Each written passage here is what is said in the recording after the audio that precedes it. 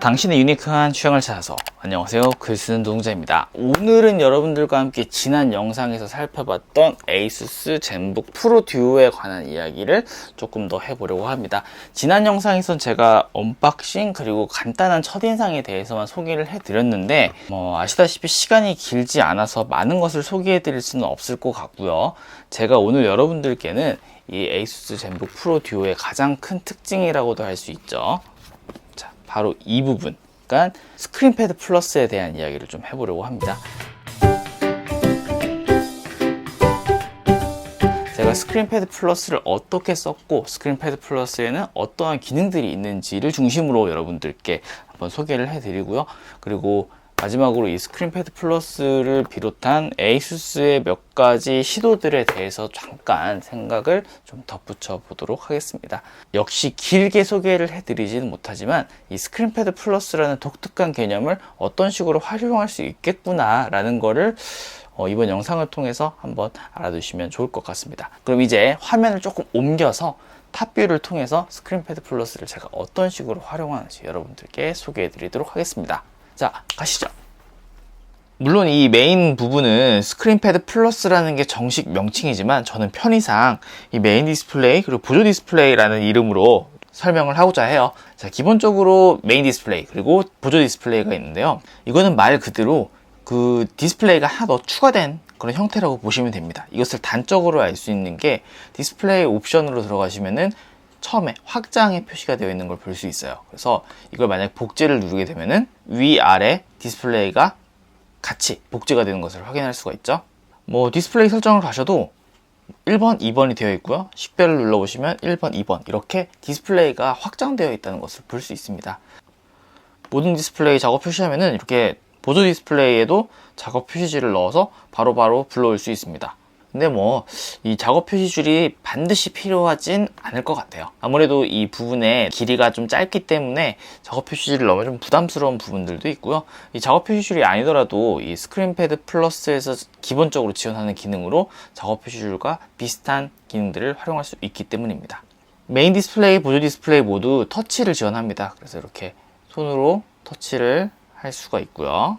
그리고 함께 제공되는 스타일러스 펜으로도 이렇게 터치를 할 수가 있습니다. 근데 아무래도 이 표면 처리들 화면이 눕혀져 있는 각도 등에 따라서 스타일러스 펜을 쓰게 되면 아무래도 이 보조 디스플레이를 위주로 쓰게 되는 것 같아요. 필기감도 이쪽이 훨씬 더 괜찮은 편이고요. 스크린패드 플러스 좌측에는 메뉴 버튼이 있습니다. 그래서 이 메뉴 버튼을 누르면은 다양한 옵션을 불러올 수가 있는데요.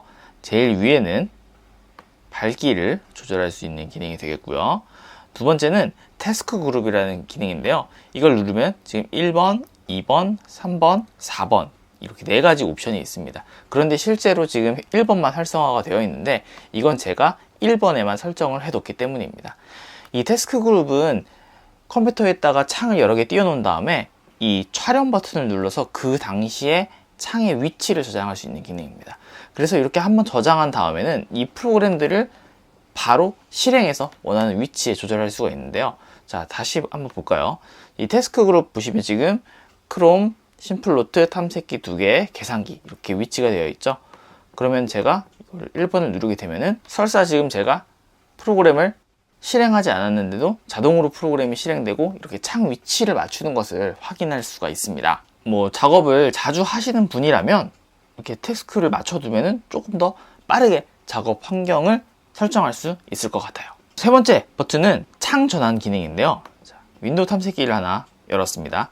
이 상태에서 창 전환을 누르면은 메인 디스플레이로 창이 이동하는 것을 확인할 수가 있습니다.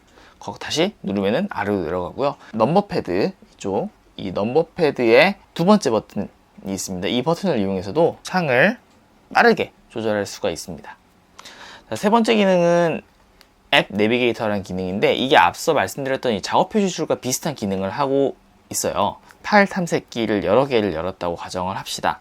이 상태에서 앱 내비게이터를 열면은 지금 열려있는 창들을 쭉 보고 바로 이렇게 최상단에 띄워 놓을 수가 있습니다. 그리고 이 마지막 버튼은 키보드를 잠그는 기능입니다. 키보드가 잠긴 상태에서는 키를 무엇을 누르든지 아무런 반응을 하지 않아요.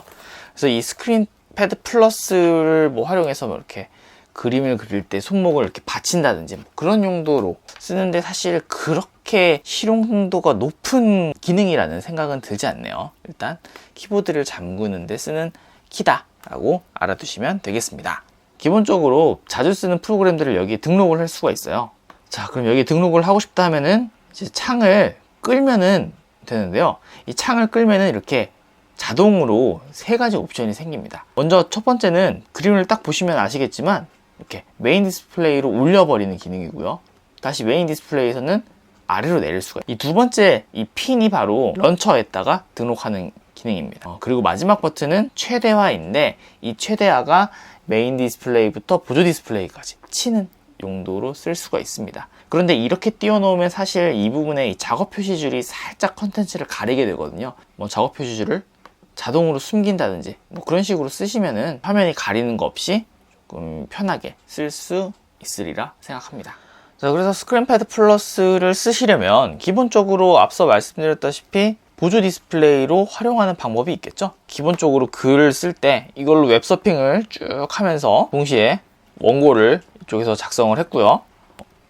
그래서 뭐 사진 파일들을 띄워놓고 폴더로 복사하는데 주로 활용을 했습니다. 자, 뭐 이를테면은 상단에서 이 메인 디스플레이에 게임을 즐기고 있지만 그러면서도 하단에서 게임의 특정 정보를 찾아본다든지 뭐 다른 작업들을 바로바로 할 수도 있고요. 앞서 말씀드렸던 것처럼 이 상단 메인 디스플레이도 터치를 지원한다고 말씀을 드렸는데요. 그 감이 썩 좋은 편은 아니라고 말씀을 드렸었죠. 자, 이렇게 하단으로 올려놓으면은 뭐 펜으로 쉽게 작업할 수가 있습니다. 그래서 이거를 뭐 활용하면은 필기로 메모를 한다든지 뭔가 그림을 그릴 때 쓸 수도 있겠죠. 뭐 물론 제가 이렇게 그림을 잘 그리는 편은 아닙니다만, 또 어떤 활용 예를 보니까 아예 여기다가 키보드 건반을 띄워놓고 이렇게 뭐 음악 작업을 하는 경우도 있더라고요. 이거를 보조 입력 도구로 활용하면은 꽤 다양한 용도로 활용할 수 있지 않을까 하는 그런 생각이 듭니다. 네, 아주 간단하게 스크린패드 플러스에 관한 설명을 드렸습니다. 만질 수 있는 시간이 그렇게 길지 않아서 여러 가지를 담는 데는 좀 한계가 있었던 것 같아요. 에이수스는 꽤 여러 가지 신선한 시도를 많이 해왔습니다. 지금 어떻게 보면 이 스크린패드 플러스는 시도의 연장선상이라고 할 수가 있을 텐데요. 처음에 이 터치패드의 다양한 활용도를 제시를 했던 게 에이수스였던 걸로 기억하고 있습니다. 터치패드를 길게 누르면은 숫자, 넘버 패드를 불러올 수가 있는데요. 그래서 원래는 이 부분 터치패드에 뭔가 좀 새로운 기능을 덧대었는데 나중에는 아예 이 밑에 디스플레이를 담아서 스크린패드라는 이름으로 부르기 시작했습니다. 근데 이 기능을 조금 더 확장한 것이 바로 스크린패드 플러스가 됐다 라고 할 수가 있겠는데요. 이게 무슨 의미가 있냐, 사용성이 뭐 딱히 나은 점이 있냐 라고 말씀하실 수도 있겠습니다. 그런데 분명한 것은 이렇게 디스플레이를 하나 더 넣음으로 인해서 작업의 효율성이 분명히 증가한 부분이 있고 사용성이 조금 변화한 부분이 있다는 겁니다. 이게 언젠가는 이 노트북의 패러다임을 바꿀 수 있지 않을까 하는 기대를 하게 만드는 제품이었다. 물론 이러한 도전이 주류로 이어지진 않을 수도 있겠죠. 어떻게 보면 기믹성 제품이 반짝 등장하고 다시 사라지는 일이 생길 수도 있습니다. 뭐 미래는 모르는 거니까요. 하지만 분명한 것은 에이수스는 이런 형태의 다양한 시도를 게이밍, ROG 시리즈에 이어서 일반 노트북 시장에서도 시도를 하고 있고 방향을 굉장히 다양하게 모색을 하고 있다라는 것을 말씀드릴 수가 있겠습니다. 어쩌면 이러한 시도들이 쌓여서 우리가 자연스럽게 쓰는 노트북의 사용법을 완전히 전환할 수 있는 계기가 될 수 있지 않을까 기대를 하게 됩니다. 조금 사설이 길었는데요. 이것으로 스크린패드 플러스를 어떻게 쓰는지 좀 감을 잡으실 수 있었으면 좋겠습니다. 에이수스 젠북 프로 듀오에 관한 영상은 여기까지고요. 저는 또 다른 새로운 소재를 가지고 여러분들께 인사드릴 수 있도록 하겠습니다. 그럼 지금까지 글 쓰는 노동자였습니다. 영상을 재밌게 보셨다면 좋아요와 구독 부탁드립니다. 여러분들의 좋아요와 구독이 제가 새로운 아이템을 발굴하고 이것으로 영상을 만드는 데 많은 동기부여가 됩니다. 감사합니다.